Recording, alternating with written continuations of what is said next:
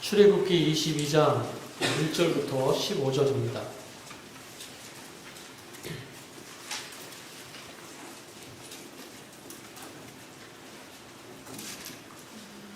교독하시겠는데요. 제가 먼저 읽겠습니다.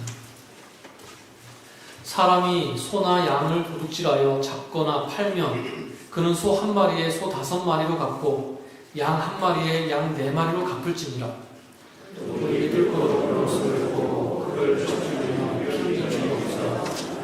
해 도준 후에는 피 흘린 죄가 있으리라. 도둑은 반드시 배상할 것이나 배상할 것이 없으면 그 몸을 팔아 그 도둑질한 것을 배상할 것이요. 도둑질한 것이 소나 양이나 양으로 갑절을 배상하라. 사람이 밭에서나 포도원에서 짐승을 먹이다가 자기의 짐승을 놓아 남의 밭에서 먹게 하면 자기 밭에 가장 좋은 것과 자기 포도원에 가장 좋은 것으로 배상할지니라.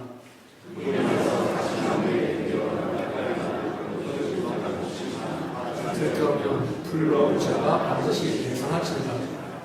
사람이 돈이나 물품을 이웃에게 맡겨 지키게 하였다가 그 이웃 집에서 도둑을 맞았는데 그 도둑이 잡히면 갑절을 배상할 것이요.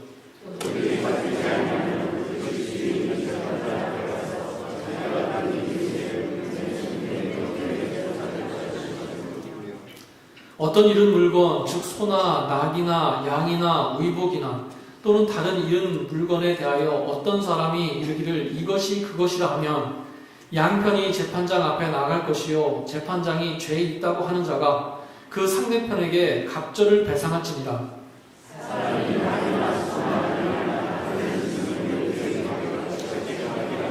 죽거나 상하거나 끌려가도 본 사람이 없습니다. 두 사람 사이에 맡은 자가 이웃의 것에 손을 대지 아니하였다고 여호와께 맹세할 것이요 그 인자는 그대로 믿을 것이며 그 사람은 배상하지 아니하려노와.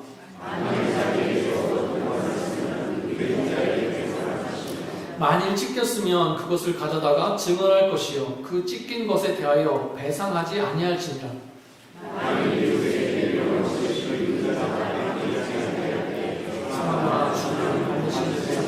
다 같이 읽겠습니다. 그 인자가 그것과 함께 있었으면 배상하지 아니할지니라. 만일 새낸 것이면 새로 족하니라. 아멘.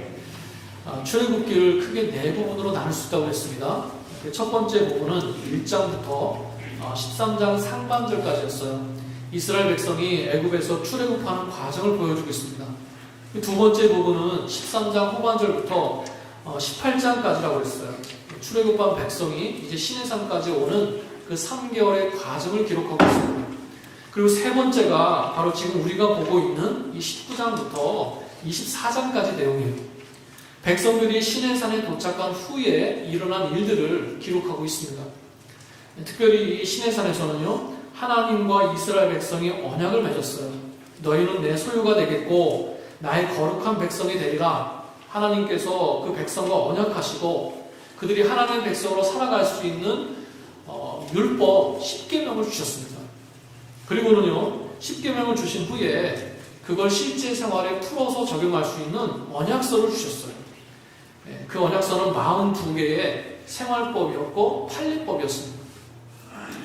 그래서 지난 12월 초에 저희가 그 언약서에 있는 내용 중에 과실에 대한 법을 나눴습니다. 중간에 이제 절기 설교도 있고요. 또 신년 설교도 있고 그래서 한 달 만에 다시 출애굽기를 보게 됐습니다. 거듭 말씀드리지만 율법이기 때문에 좀 딱딱하고 지금 나와는 좀 동떨어진 것 같은 그런 느낌이 들 수 있어요. 그러나 사회가 다르고 시대가 다르지만 그 율법 속에 녹아있는 율법 정신은 똑같습니다. 변함이 없어요. 우리는 지금 율법의 시대가 아니라 은혜 시대에 살고 있지 않습니까? 그런데 그 은혜는요, 율법 속에 녹아있는 하나님의 은혜와 다르지 않다는 거예요. 하나님께서는 다른 말 하시는 분이 아닙니다. 물론 율법의 부족함이 있어요. 그러나 그 부족함은 율법을 받은 사람의 부족함이지 하나님께서 주신 그 율법 자체의 부족함이 아닙니다. 그래서 그 부족함을 완전케 하시기 위해서 바로 우리에게 예수님을 보내주신 거예요. 우리는요, 이 율법적인 신앙생활에 알레르기가 있습니다. 율법을 좀 가볍게 여기는 그런 경향이 있어요. 그냥 율법은 구약으로 끝나는 게 아니냐? 아닙니다. 구약과 신약이 연결되듯이 다 연결돼 있어요. 예수님 당시에 그 바리새인들과 사두개인 같은 종교 지도자들이 그 잘못된 삶을 우리가 봐왔기 때문에 이 부정적인 율법에 대한 부정적인 선입관이 있습니다. 예수님께서는 율법에 대해서 뭐라고 말씀하셨습니까? 내가 율법이나 선지자를 폐하러 온 줄로 생각하지 말라. 폐하러 온 것이 아니라 완전하게 하려 함이라. 그러면서 뭐라고 하세요? 진실로 너에게 이르노니 천지가 없어지기 전에는 율법의 1.1획도 결코 없어지지 아니하고 다 이루리라. 이렇게 말씀하세요. 왜 그렇습니까? 다 하나님의 말씀이고 약속이기 때문에 그래요. 여러분, 그래서 요는 그겁니다. 율법 속에 있는 하나님의 뜻을 잘 분별하시고요, 그 속에 있는 율법의 정신, 그 은혜를 잘 찾아서 지금의 나에게 적용할 수 있어야 되겠습니다. 오늘 주시는 말씀에도요, 그런 은혜가 있어요. 여러분, 오늘 말씀은 보시는 것처럼 배상에 대한 율법을 말씀하고 있습니다. 크게 세 부분으로 나눌 수가 있는데요, 그 중에 1절부터 4절까지를 보시면 도둑질에 관련해서 일어날 수 있는 일에 대해서 말씀하고 있습니다. 그러니까 누군가가 자신의 소나 양을 도둑질해가지고 잡거나, 그러니까 도축했다는 뜻이겠죠, 팔았다는 거예요. 이런 경우는 어떻게 하느냐? 소는 5배를 갚고 양은 4배를 배상했어야 됐어요. 그런데 그렇게 짐승을 훔쳐갔는데 범인을 잡았습니다. 잡았는데 다행히 훔친 짐승이 살아있어요. 처분하지 않았다는 거죠. 이런 경우는 그 도둑질한 사람이 훔쳐간 것에 대해서 2배를 갚아야 됐습니다.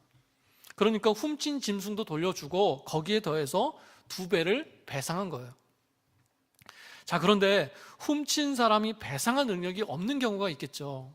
그런 경우는요, 자기 몸을 팔아서라도 배상하라는 거예요. 그러니까 종으로 팔라는 얘기죠. 여러분, 앞에서 종에 대한 말씀을 드렸습니다. 그러니까 이 말씀 속에는 뭘 강조하고 있어요? 반드시 배상하라는 거예요. 5배로 갚고 4배로 갚고 2배로 갚아라. 몸을 팔아서라도 갚아라. 어떤 메시지가 들어있습니까? 자신의 죄에 대해서는요, 반드시 그 죄값을 지불해야 된다는 것입니다. 죄값은 사라지지 않는다는 거예요. 사실 훔쳐간 사람을 잡아서 그 재물을 고스란히 돌려받게 되면 뭐 개중에는 그럴 사람도 있을 거예요. 뭐 이제 됐으니까, 돌려받았으니까 됐습니다, 그냥 없는 거로 하죠, 그냥 넘어가죠, 이런 사람도 있을 거예요. 왜냐하면 대부분 도둑질한 사람은요, 전혀 모르는 사람이 아니었을 거예요. 멀리 저기 타지에서 원정 와서 도둑질하는 것보다 어찌어찌 알아보면요, 다 한 다리 건너서 그들의 이웃이었어요. 그래서 의외로 선처하는 사람도 있었습니다. 그런데 아니라는 거예요. 말씀은 반드시 그래도 배상해야 된다는 것입니다. 그러니까 이 도둑질에 대한 율법은요, 물론 피해를 입은 사람에게 보상하는 의미도 있지만 오히려 그 죄 지은 사람에게 더 포커스하고 있어요. 그 죄 지은 사람에 대해서 더 비중을 두고 말씀하고 있다는 겁니다. 재산적인 피해를 입었던지 입지 않았던지 그 죄 지은 사람은 반드시 죄값을 치러야 된다라는 거예요. 그러니까 뭡니까? 죄에 대한 위험성, 그 단호함을 분명하게 보여주고 있다는 거죠. 죄에 대해서 지금 가르쳐주고 계시는 거예요. 여러분, 지금 우리는요, 현대 그 법 속에서 살아가기 때문에 도둑질했으면 당연히 벌을 받아야지, 뭐 이 정도의 죄를 지었으면 이 정도 벌을 받아야지, 그걸 당연하게 생각하잖아요. 그런데 당시에 고대 시대만 하더라도요, 그 경계가 모호한 경우가 많았습니다. 그냥 훔쳐가도 들키지만 않으면 됐고요, 훔쳐간 사람을 잡아도 처벌이 다 제각각이었어요. 어떤 사람은 쉽게 용서하기도 하지만 어떤 사람은 홧김에 그 사람을 쳐서 죽이기도 했습니다. 여러분, 율법에서 5배, 4배, 2배 이렇게 배상의 규모를 구체적으로 정한 이유가 뭐겠습니까? 그 죄의 무게를, 죄의 비중을 정확하게 알게 하시는 거예요. 그냥 그 죄에 대해서 두리뭉실하게 생각하지 않고요. 또 기분에 따라서 사람의 지위 고하에 따라서 죄의 비중이 바뀌지 않도록 분명하게 말씀하시는 겁니다. 당시에는 더 그게 필요했어요. 여러분, 그래서 율법은요, 죄에 대해서 모호하거나 분명하지 않은 그 죄의 태도에 대해서 아주 강하게 말씀하시고 분명하게 말씀하고 있습니다. 그게 바로 죄야. 그게 정말 무서운 죄인 거야. 알려주는 거예요. 그 죄는 반드시 책임이 따라 죄값은 반드시 갚아야 되는 거야. 이걸 가르쳐주고 계시다는 거예요. 여러분, 예수님께서 우리의 죄값을 치르시기 위해서 십자가에서 피 흘려 죽으셨습니다. 그 말은 무슨 뜻이라고 그랬습니까? 예수님 같은 분이, 하나님이신 예수님이 나를 대신해서 죽으셔야 됐을 만큼 우리의 죄가 그만큼 심각하다는 뜻이에요. 5배, 4배, 2배, 그게 아니라 죽을 수밖에 없는, 우리 생명으로 갚아야 되는 그런 죄인이었다는 것입니다. 그래서 오늘 말씀처럼 할 수만 있으면 5배라도 4배라도 갚으면 좋겠는데, 나를 팔아서도 갚아야 되는데 나에게는 그럴 능력이 없었어요. 그리고 그 정도로 해결될 수 있는 죄가 아니었습니다. 생명으로 갚아야 되는, 죽을 수밖에 없는 죄인이었다는 거예요. 그래서 하나님께서는 나를 대신해서 예수님을 보내주시고 예수님께서 나 대신 죽으심으로 나의 죄값을 갚아주신 거예요. 치르신 겁니다. 그래서 제가 그런 말씀을 자주 드렸어요. 나의 생명값은, 내 목숨값은 예수님의 피값이다. 예수님의 목숨값이다. 일부를 주고 물건을 사면 그 물건은 일부의 값어치가 있는 거예요. 그죠? 100불을 지불했다면 그 값어치는 100불짜리인 겁니다. 그런데 나는 예수님께서 나를 구원하시기 위해서 그 목숨값을 지불하시고 나를 사셨다는 거예요. 그래서 나는 어떤 존재라고 그랬습니까? 내 생명은, 내 인생은 예수님짜리 인생이라는 거예요. 예수님의 생명과 바꾼 인생이라는 것입니다. 여러분, 이 의미가 다가오십니까? 그러므로 나는 어쩔 수 없이 사는 인생이 아니에요. 나는 이미 저 수많은 사람들 중에 그저 그런 평범한 사람이 아니라는 겁니다. 나는 예수님께서 목숨을 주고 사신 존재예요. 여러분, 그런 나를 내가 함부로 할 수 있겠습니까? 하나님도 나를 포기하지 않으셨는데 내가 나를 포기할 수 있겠습니까? 그럴 수 없다는 거죠. 내 인생이 무려 예수님의 목숨값인데, 그만큼 귀한 것인데 내가 대충 막 살 수 있겠습니까? 여러분, 우리가 그만큼 존귀한 자로 살아야 될 줄로 믿습니다. 예수님의 피값에 부끄럽지 않도록 우리가 그런 인생을 살기 위해서 힘써야 될 줄로 믿습니다. 여러분, 말씀은요, 죄의 비중에 대해서 지금 얘기하고 있어요. 그리고 그 죄가 어떤 죄라고 할지라도 하나님께서 금하신 죄에 대한 태도, 그 태도를 분명히 하라, 이런 메시지가 이 속에 들어 있습니다. 우리가 죄를 용납하는 것은요, 사실 죄에 대해서 무지하기보다는 죄에 대한 태도의 문제인 것 같아요. 우리가 가장 많이 틈을 주는 게 뭡니까? 이 정도는 괜찮지 않겠어? 라고 하는 그런 마음이에요. 이 정도는 다 하잖아, 어떻게 이것도 안 하고 사냐? 바로 그런 태도예요. 여러분, 하나님께서 우리에게 원하시는 정결함은요, 완전한 정결함입니다. 우리가 비록 부족해서 하나님께서 원하시는 거룩함에 이르지는 못하지만, 그래도 우리에게 기대하시고 원하시는 거룩함은 그냥 대충 거룩함이 아니라 완전한 거룩함이에요. 마태복음 5장 48절에서 예수님께서 뭐라고 말씀하셨습니까? 그러므로 하늘에 계신 너희 아버지의 온전하심과 같이 너희도 온전하라. 우리의 거룩함의 기준은 하나님이세요. 하나님처럼 거룩하라는 거예요. 그런데 우리에게는 그럴 힘이 없습니다. 그렇잖아요. 그래서 우리는 그 부족함을 온전케 하시는 이 누구를 바라봐야 돼요? 예수 그리스도를 바라봐야 되는 것입니다. 우리 주님 안에서, 우리 주님으로 말미암아 우리가 거룩하게 되는 줄로 믿습니다. 그래서 작은 죄라도 용납하지 않고요, 주님의 이름으로 이기면서 살아가시는 그런 저와 여러분 되시기를 축복합니다. 자, 5절부터 6절까지는요 두 번째입니다. 다른 사람의 어떤 재산 피해를 입힌 경우에 대해서 말씀하고 있어요. 자기 집에서 키우던 짐승이 다른 사람의 밭에 들어가서, 포도원에 들어가서 작물에 손해를 입혔다는 거예요. 그러니까 막 들어가서 작물을 막 밟고 다니고 포도 그 열매를 막 따먹고 그런 거죠. 그리고 또 하나, 실수로 불을 내가지고 이제 엉겅퀴를 이제 불로 태우는데 실수로 불을 냈는데 관리를 잘못해가지고 추수해야 될 곡식을 태우거나 이미 추수한 곡식을 태워버린 거예요. 이런 경우는요, 그 짐승을 풀어놓고 관리를 소홀히 한 그 짐승의 주인이 자신이 가진 가장 좋은 농작물로 배상해야 됐습니다. 그리고 불을 관리를 못한 사람도 마찬가지였어요. 그 피해 입은 것을 그대로 배상했어야 됐습니다. 그런데 말씀을 보면 어느 정도 어떻게 배상해야 되는지는 나오고 있지 않아요. 그냥 배상하라 이렇게만 말씀 나온다는 거죠. 그러니까 이걸 보면 그 피해자와 피해를 입은 두 사람이 어떤 재량권을 좀 주신 겁니다. 뭐 사람마다 다 다르니까, 상황마다 다르니까 그러신 것 같아요. 자, 그리고요 7절부터 마지막 15절까지를 보시면 다른 사람의 재산을 대신 맡고 있을 때, 그러니까 관리하고 있을 때 생긴 일들에 대해서 말씀하고 있어요. 그러니까 다른 사람의 물건이나 짐승을 맡아준 거죠. 그런데 그 맡아준 것에 문제가 생긴 겁니다. 세 가지 경우가 있어요. 첫 번째는 물건을 맡겼는데 그걸 잃어버린 거예요.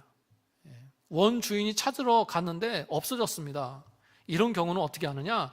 일단은 우선 그 물건을 누가 훔쳐갔는지를 알아봐야 돼요. 그래서 도둑이 잡히면, 밝혀지면 그 사람의 죄의 벌로 훔친 물건의 2배를 배상하면 됐습니다. 그러니까 앞에서 그 도둑에 대한 규례대로 갚으면 되는 거예요. 도둑이 배상한 겁니다. 자, 그런데 도둑을 찾지 못한 경우가 있어요. 이런 경우는요, 일단은 그 물건을 관리하고 있던 사람에게 의혹이 넘어갑니다. 그래서 어떤 절차를 거쳤어요? 관리하고 있는 그 집 주인이요, 재판장에게 찾아가서 자신이 맡았던 그 돈이나 물품에 손을 대지 않았다는 것을 조사를 받아야 됩니다. 재판장은요, 하나님께서 세우신 재판장이에요. 그 사람의 집에 정말 도둑이 들어서 없어진 건지, 아니면 그 사람이 물건의 욕심을 가지고 감추고 거짓말하는 건지, 그 진위를 잘 살펴가지고요 죄의 유무를 판단해야 됩니다. 그러니까 원문을 보면 재판장이라는 단어가 하나님으로 되어 있어요. 그러니까 이 말은 무슨 뜻이냐? 하나님께서 세우신 재판장이기도 하고요, 또 다른 의미에서는 하나님 앞에서 그것을 판단받는 겁니다. 그래서 정말 도둑을 맞았으면 그 사람에게는 아무런 법적인 책임이 없었어요. 하지만 정말 그걸 감추고 있었던 것이 드러나면 또 앞에서 말한 대로 도둑질에 대한 규례대로 갚아야 됐습니다.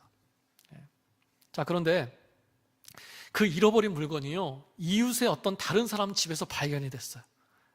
그래서 그 잃어버린 사람이 자신의 것이라고 주장하는 겁니다. 또 이런 경우는요, 그 양쪽 다 또다시 재판관에 찾아가서 판결을 받아야 됐어요.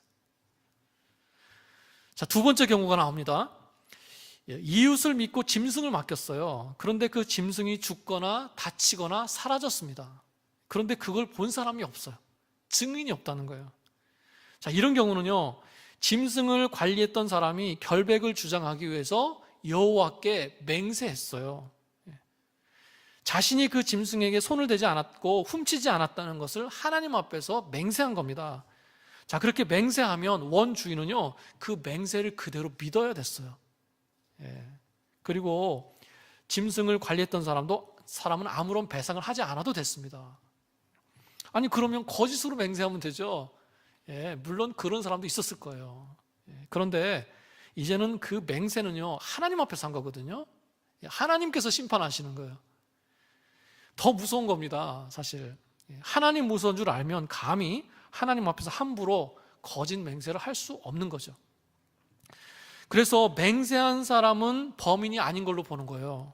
결국 다른 사람이 그 맡겨진 짐승을 훔쳐간 걸로 본 겁니다. 그래서 관리한 사람은 이제 누명은 벗은 거죠. 자, 그런데 배상은 해야 됐어요. 자신이 누명은 벗었지만 그래도 관리를 소홀히 해서 잃어버린 것으로 간주했기 때문에 원 주인에게 배상은 했습니다. 그래도 도둑질에 대한 배상은 아닌 거예요. 질적으로 좀 다릅니다. 자, 그런데 여기에 또 예외가 있어요. 사람이 그렇게 침입해서 아니면 들짐승이 들어와서 맡고 있는, 관리하고 있는 짐승을 상하게 하거나 죽게 했다는 거예요. 그런 경우는 증거가 남아있잖아요. 상한 짐승이나 죽은 짐승이 남아있기 때문에 그걸 증거로 보여주면 관리했던 사람이 배상하지 않아도 됐습니다. 자, 세 번째 경우가 나옵니다. 이번에는 짐승을 맡은 게 아니라 빌린 경우예요. 그러니까 가령 농사를 지으려고 소를 빌려왔다든가 아니면 어떤 물건을 운반하려고 당나귀를 빌려온 이런 경우라고 할 수 있습니다. 짐승을 빌려왔는데 일하다 보니까 어떤 사건으로 인해서 그 빌려온 짐승이 상하거나 죽게 됐어요. 자, 그런데 그 자리에 그 빌려온 짐승의 원 주인이 없는 상황에서 이런 일이 발생했다면 빌려온 사람이 원 주인에게 배상해야 됐습니다. 그런데 그 짐승이 다치거나 죽는 그 현장에 주인도 함께 있었어요. 그러면 그 짐승에 빌린 사람의 책임이 아니라 원 주인의 책임으로 그냥 가져갔어요. 빌려온 사람은 아무런 배상을 하지 않았다는 겁니다. 왜냐하면 그 짐승을 빌린 사람은요, 짐승에 대한 정당한 대가를 지불하고 빌려왔다는 거예요. 짐승을 빌릴 때는 그 짐승이 상하거나 여러 가지 위험을 염두에 두고 그 비용을 지불한 거라는 거죠. 그러니까 원 주인이 없을 때는 증인이 없으니까 빌린 사람의 소홀로 보고 배상을 했던 거고요. 원 주인이 그 자리에 있을 때는 그게 고의인지 아니면 사고로 인한 것인지 알기 때문에 빌린 사람에게는 책임을 전가하지 않았다는 겁니다. 복잡하죠? 뭘 저렇게 나하고 상관없는 얘기를 저렇게 주저리 오래 얘기하시나. 굉장히 복잡하죠. 디테일합니다. 근데 제가 이렇게 장황하게 길게 자세히 말씀드리는 이유가 있어요. 여러분, 여기에 어떤 원리가 있습니까? 여러분 느끼셨겠지만 이 문제를 대처하는 방법이죠. 배상의 원리가 뭐에 따라 지금 바뀌고 있습니까? 그 사람의 동기가 어디 있느냐, 그 사람의 의도가, 동기가 어디 있느냐에 따라서 이 배상이 바뀌고 있어요. 이 말은 무슨 뜻입니까?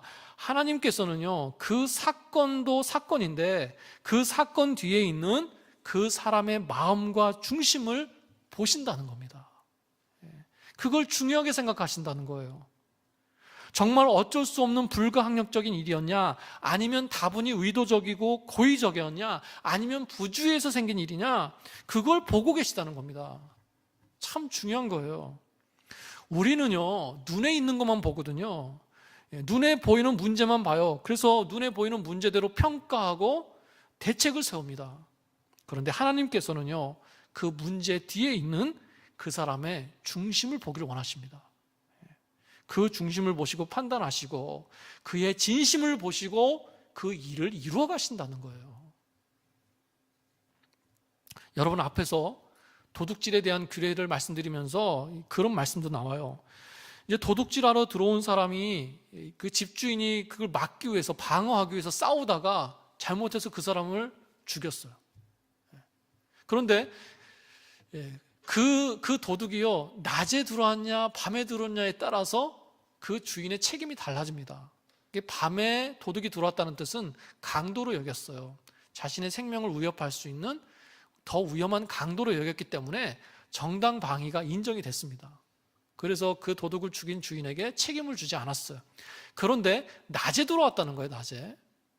낮에 들어왔을 때는 그냥 정말 도둑으로 여겼어요. 그래서 이제 사람을 분별할 수 있는, 선별할 수 있는, 낮에 들어왔을 때 그 도둑을 죽인 사람은 책임이 있었습니다. 죄가 있었다 그래요. 그래서 낮에 들어온 도둑을 죽인 경우는 불가항력적인 일이 아니다라고 이제 보신 겁니다. 그래서 그 집주인에게도 죄가 있다 이렇게 말씀하신 건데요. 여러분, 사람을 죽이게 된 게 정당방위인지 아니면 막을 수 있었는데 일부러 그렇게 한 건지 그걸 누가 알겠습니까? 그 마음을. 그죠? 근데 하나님은 아신다는 거예요. 아니, 그 두렵고 떨리는 그 경험 없는 상황 속에 그것까지 생각하고 어떻게 대처합니까? 맞아요. 맞습니다. 그런데 그럼에도 불구하고 차이를 두신다는 거예요. 어찌됐건 그 사람의 동기나 의도가 어디 있는지를 중요하게 보고 계시다는 겁니다. 여러분 또 보세요. 다른 사람의 물건을 관리하고 있다고 그랬죠? 아마도 그냥 가까우면요, 그냥 관리해 줬을 거예요. 그러나 보통은 비용을 지불하고 관리를 부탁했습니다. 또 다른 사람이 물건을 빌려 쓴다고 그랬죠?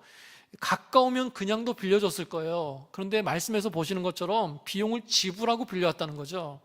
자, 그러니까 정당한 대가를 받고 다른 사람의 물건을 관리하거나 또는 빌려주게 된 거예요. 빌려 쓰게 된 거예요. 자, 그렇다면 어떻게 해야 되겠습니까? 성실하게 해야죠. 정직하고 진실하게 해야 되는 것입니다. 설령 대가를 받지 않았어도요, 다른 사람의 것을 내 것처럼 소중히 여기는 그런 마음이 있어야 되는 겁니다. 근데 말씀은 우리가 그런 선한 양심을 가지고 성실하고 진실하게 행할 것을 말씀하고 있는 거예요. 그러니까 재판장 앞에서 맹세하라, 하나님 앞에서 떳떳함을 맹세하라, 이런 요구를 하시는 거 아니겠습니까? 내가 정직하고 진실하지 않으면 그런 맹세가 무슨 의미가 있겠어요? 그냥 사람들 앞에서 죄를 피하기 위해서 핑계대는 임시 방편이죠.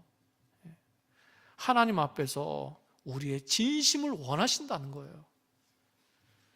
앞에서 또 다른 사람의 그 밭에 들어가서 포도원을 망쳤을 때, 작물을 망쳤을 때 그 말씀을 드렸죠.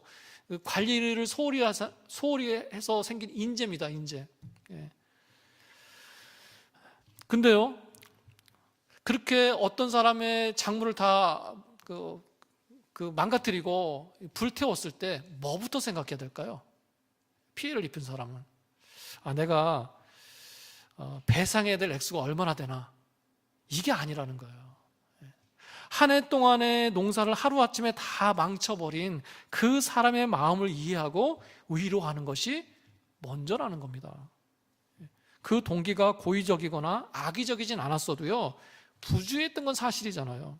그래서 그 대가를 지불하게 하신 겁니다. 그런데 아까도 말씀드렸지만 얼마를 배상해야 될지 그 양을 말씀하고 있지 않아요. 왜 그러실까요? 저는 이것도요, 선한 양심에 따라 진실함으로 행하라고 그런 의도에서 그렇게 하신 것 같아요. 여러분, 피해를 입었어요. 배상했습니다. 그럼 끝인가요? 배상했으니까 됐잖아. 끝입니까? 물질적인 보상은 받았어요. 그런데 그 마음은 상하지 않았을까요? 그 마음이 놀라지 않았겠습니까?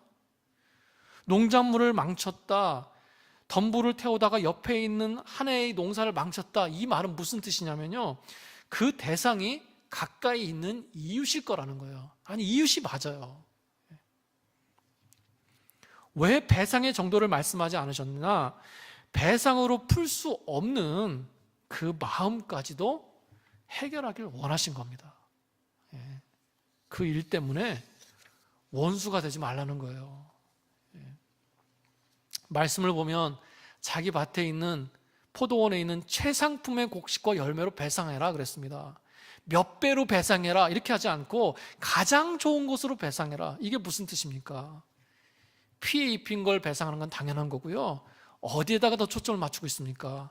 피해 입은 사람의 그 마음에 초점을 두고 있는 거예요. 가장 좋은 것으로 그 사람을 위로하라는 것입니다. 내가 보상했으니까 됐잖아, 원상복구했으니까 된 거 아니야, 내가 율법대로 내가 할 도리를 다 했어, 이러지 말라는 거예요. 나의 부주의나 실수로 인해서 상대방의 그 놀란 마음, 그 상한 마음을 달래주고 위로하라는 것입니다.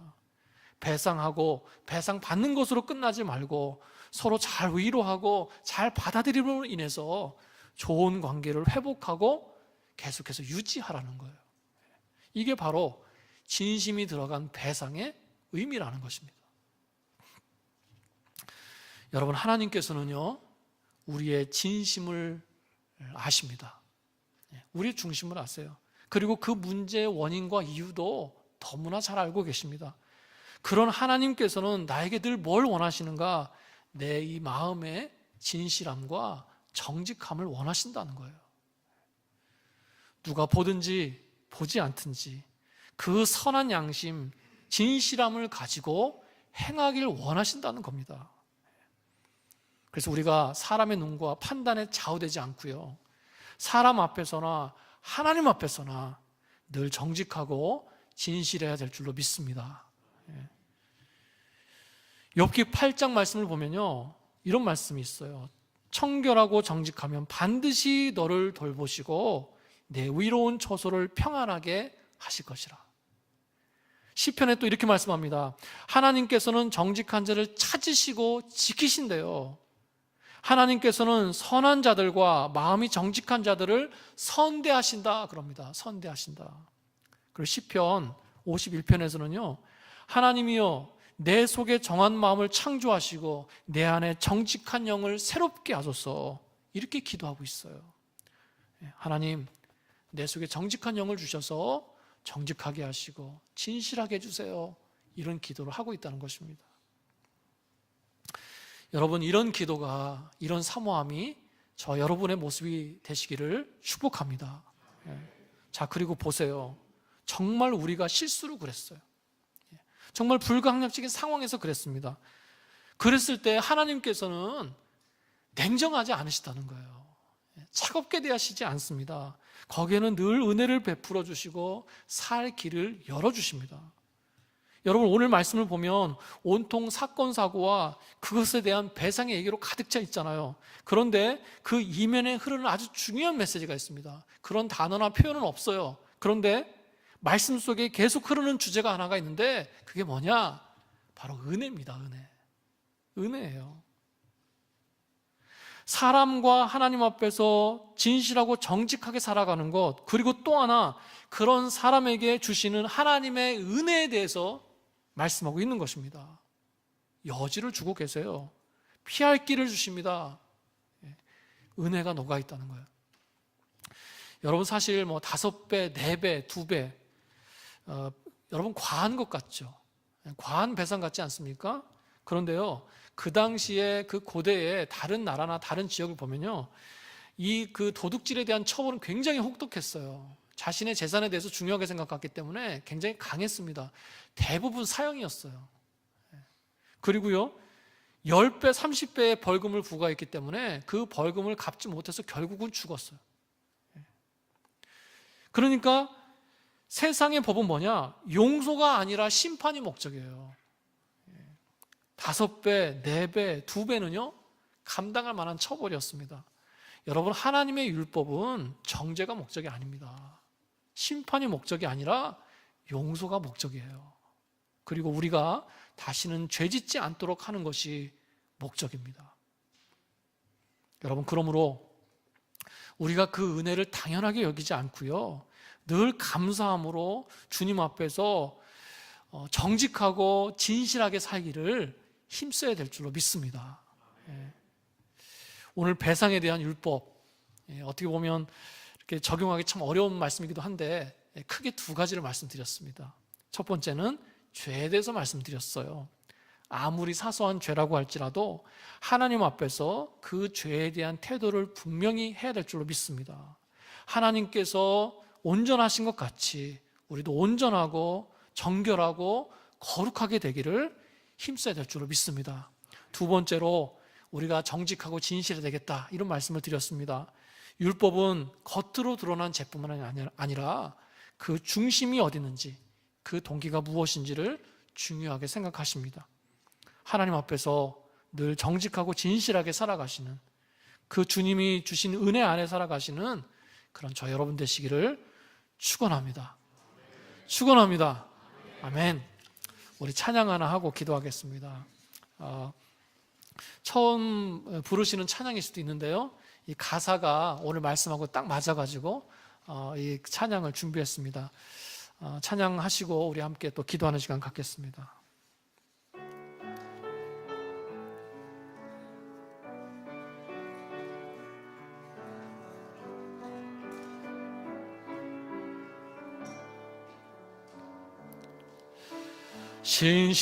진실하게 진실하게 거룩하게 살게 하소서. 진실하게 진실하게 거룩하게 살게 하소서. 다시 한번 하겠습니다. 진실하게 진실하게 진실하게 진실하게 거룩하게 살게 하소서.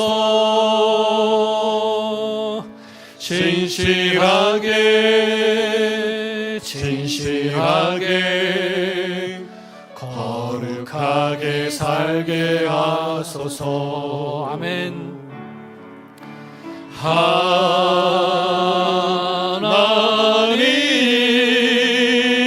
나의 마음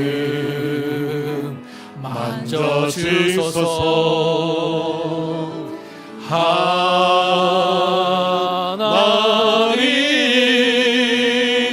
나의 영혼 새롭게 하소서. 진실하게 진실하게 진실하게 진실하게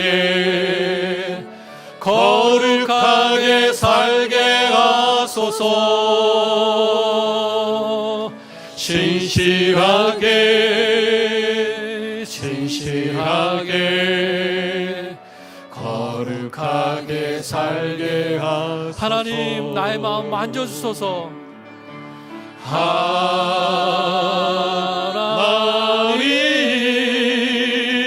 하나님 나의 마음 만져주소서. 하나님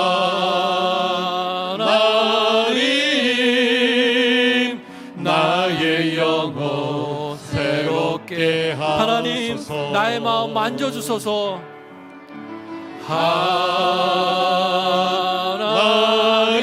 하나님 나의 마음 만져주소서.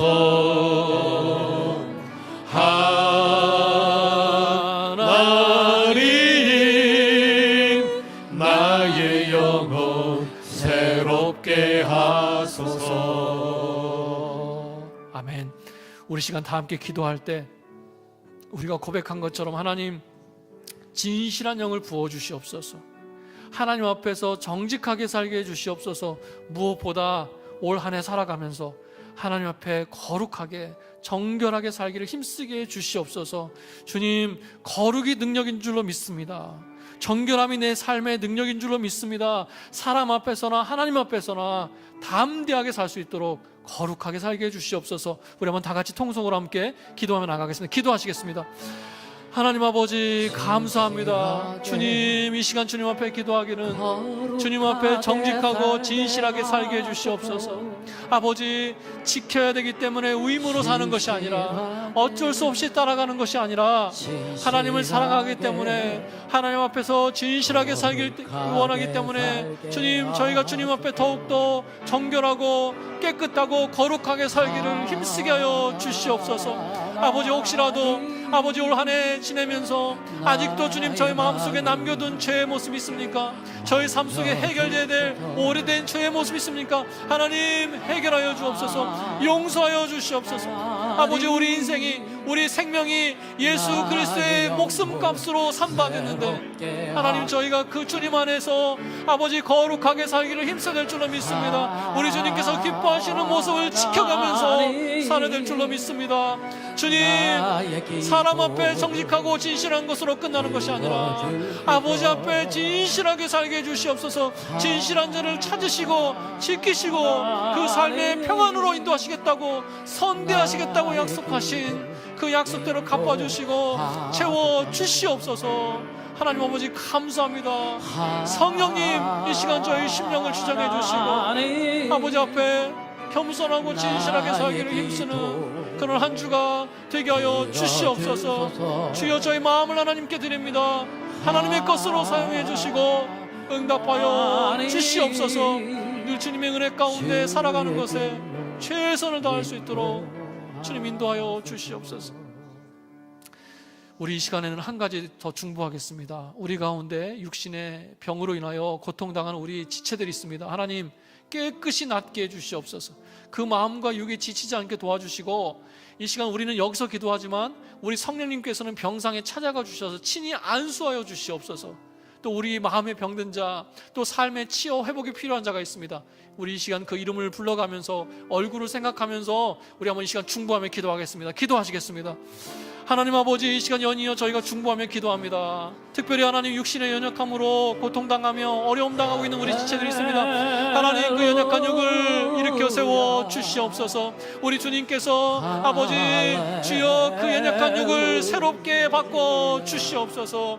하나님 지친 마음을 일으켜 세워주시고 그 입으로 그 믿음으로 마음으로 예수 그리스도의 이름을 선언하며 선포하며 기도할 때마다 그 육이 깨끗이 낫게 하여 주시옵소서. 예수 그리스도의 이름으로 명하노니 그 몸에 있는 모든 암들은 사라질지어다. 예수 그리스도의 이름으로 명하노니 몸을 묶고 있는 모든 악한 권세야 병마야 떠나갈지어다. 하나님의 사람에게서 떠나갈지어다. 주여 자유함을 주시옵소서. 주여 치유함을 주시옵소서. 깨끗이 낫게 하여 주시옵소서. 하나님의 자녀가 육으로 얽매이지 않게 하시고 주여 깨끗이 낫게 해주시옵소서. 치료하여 주시옵소서. 회복시켜 주시옵소서. 성령으로 성령의 불로 하나님 뜨겁게 태워주시고 성령으로 기름 부어주셔서 그 육과 그 심령에 아버지 온전한 자유함과 평안과 기쁨을 누리며 살아가는 하나님 그런 인생 되게 하여 주시옵소서. 주가 아니면 우리 주님의 목숨값이 아니면 저희가 살 수 없음을 고백합니다. 저희가 이 자리에 없음을 하나님 고백합니다. 그 보혈로 덮어주시고 그 은혜로 채워주시고 주님 역사하여 주시옵소서. 주님 역사하여 주시옵소서. 아버지 채워주시옵소서. 아버지 간절히 바라옵니다. 오 주님 감사합니다. 주님 감사합니다. 받아주시옵소서. 주님 역사하여 주시옵소서. 감사합니다.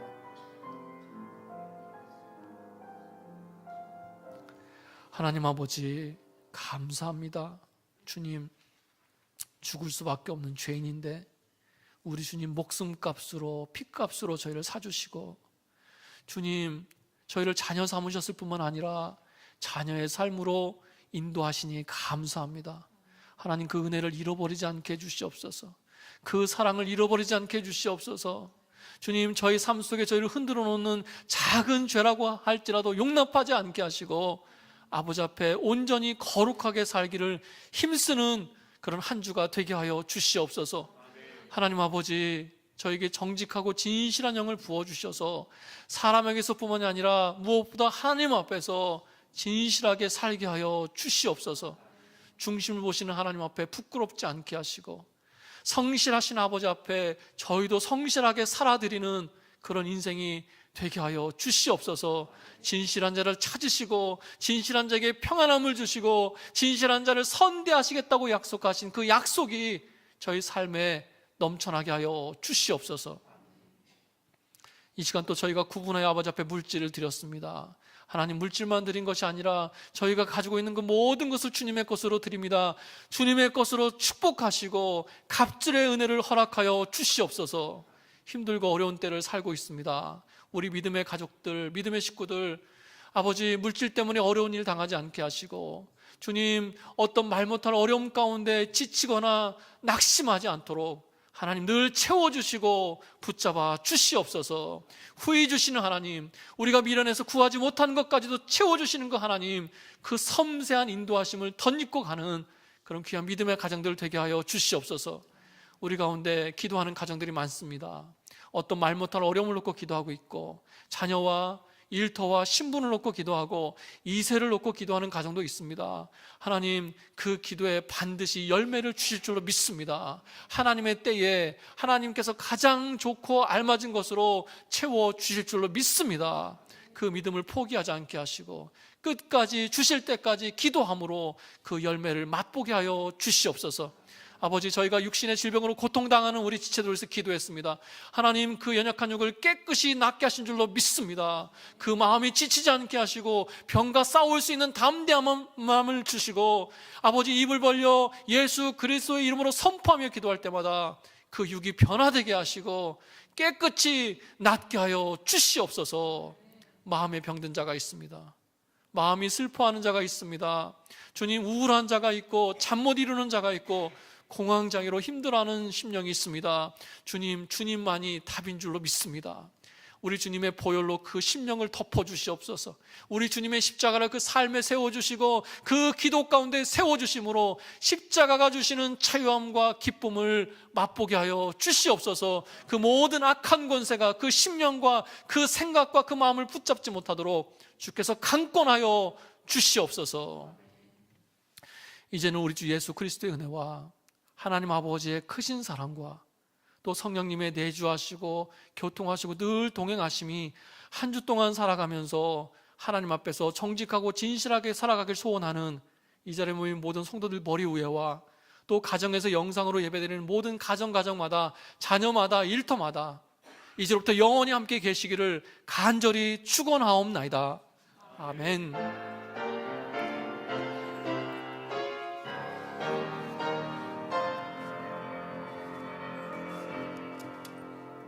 할렐루야. 한 주간 동안도 승리하시기 바랍니다. 감사합니다.